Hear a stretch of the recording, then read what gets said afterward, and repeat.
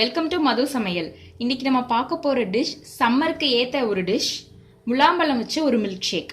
நம்ம இந்த டிஷ்ஷில் sugar add பண்ண போகிறதில்ல, நாட்டு சக்கரை யூஸ் பண்ண போகிறோம். ஃபஸ்ட்டு இன்க்ரீடியன்ஸ் வந்து பார்க்கலாம். முலாம்பழம் ஒரு ஃபுல்லு தான் எடுத்திருக்கேன். 2 கப் பால் காய்ச்சி ஆற வச்சு ஃப்ரிட்ஜில் கொஞ்ச நேரம் எடுத்து சில் பண்ணி வச்சுருக்கேன்.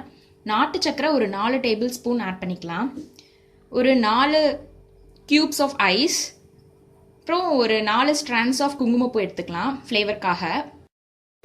இப்போ முலாம்பழத்தை இப்படி நம்ம கட் பண்ணிக்கலாம்.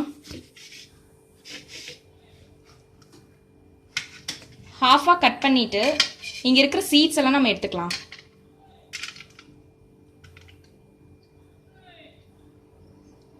இப்போ பாருங்க, இப்போ எப்படி நம்ம இதை எடுக்க போகிறோம்னா ஸ்பூன் வச்சு ஸ்கூப் பண்ண போகிறோம். இப்படி நம்ம ஸ்பூன் வச்சு எடுத்தாலே அழகாக இப்படி வந்துடும். பாருங்கள், இப்படி நீங்கள் ஃபுல்லாக எடுத்து பிளெண்டரில் போட்டுருங்க. இப்போ நம்ம நாட்டு சக்கரை ஆட் பண்ணிக்கலாம். உங்களுக்கு சுகர் எவ்வளோ வேணுமோ அதுக்கு தகுந்த மாதிரி ஆட் பண்ணிக்கலாம். எப்போவுமே இந்த முலாம்பழத்துக்கும் நாட்டு சக்கரைக்கும் நல்ல ஒரு காம்பினேஷன்.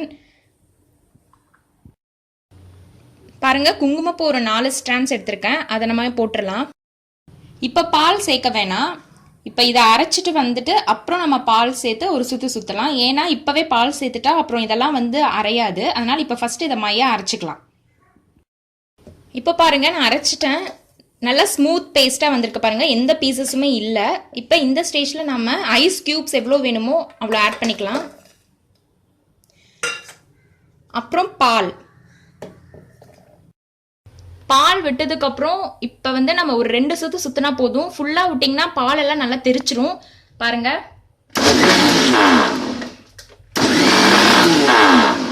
அவ்வளோதான் போதும். இப்போ மில்க் ஷேக் பார்க்கலாம். பாருங்க, இப்போ வந்து மில்க் ஷேக் நல்லா ரெடி ஆயிடுச்சு. நல்ல ஒரு ஸ்மூதி மாதிரி நல்லா இருக்கும். இந்த முலாம்பழம் மில்க் ஷேக்கை ட்ரை பண்ணி பார்த்துட்டு எப்படி இருக்குன்னு சொல்லுங்கள். உங்கள் கமெண்ட்ஸ் ஷேர் பண்ணுங்கள். சேனலை சப்ஸ்கிரைப் பண்ணுங்கள். தேங்க்யூ.